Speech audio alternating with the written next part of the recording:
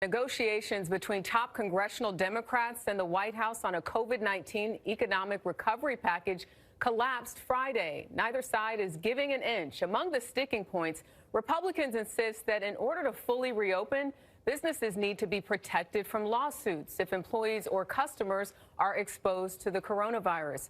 Workers say the proposal will make it harder to hold companies accountable on safety, companies like the one at the center of our investigation.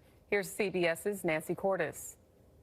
45-year-old Mike Jackson was working a mandatory overtime shift at this Milwaukee engine plant in May when a coworker saw him slumped over. No one told us that he had passed out on the job.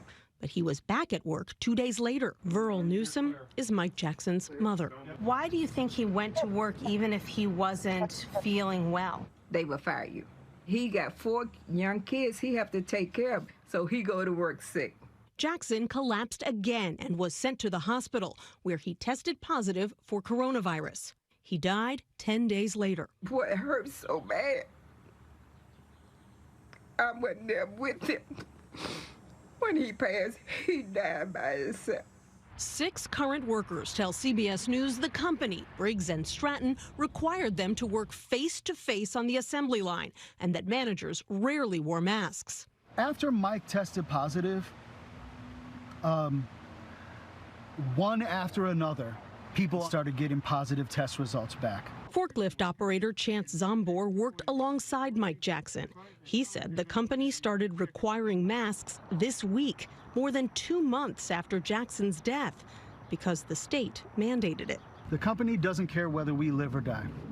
They did everything they could to keep people working, even though they knew about the risks. Briggs Stratton declined an interview, but in a statement, the company told CBS News, "We do not force anyone to come to work if they aren't feeling well, nor do we penalize them." The company said it follows CDC guidelines and that workers can apply for paid leave to self-quarantine.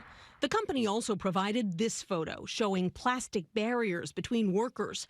But another photo provided by an employee a day later appears to show the same barriers rolled up. And there's still people getting sick. We had a person test positive the other day. Our worker safety is under attack. What do we do? Stand up, fight back. Fighting back might soon become more difficult.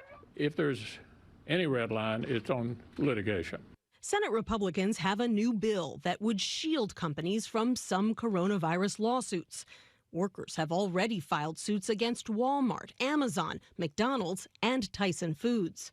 What do you say to workers who worry that your liability protections basically give their employers license to avoid taking the kinds of precautions that would keep them safe?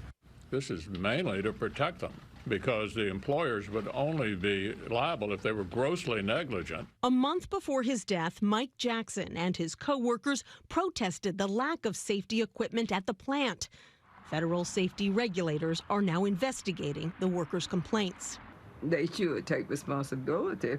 If they would have protected the workers, I think my son probably would still have been here. For CBS This Morning, Saturday, I'm Nancy Cordes on Capitol Hill.